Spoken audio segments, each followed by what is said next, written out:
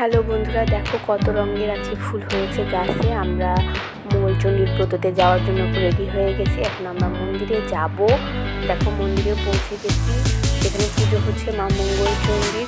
মন্দিরে খুব একটা ভিড় ছিল না, তাই খুব তাড়াতাড়ি হলো। আমরা মঙ্গল প্রদীপ জ্বালিয়ে মাকে দর্শন করে নিলাম এবং পুরো মন্দিরটা পরিক্রমা দিয়ে আমরা এখন রাধাকৃষ্ণ মন্দিরে এসেছি। তোমরা দর্শন করো না, প্লিজ আমার চ্যানেলটা সাবস্ক্রাইব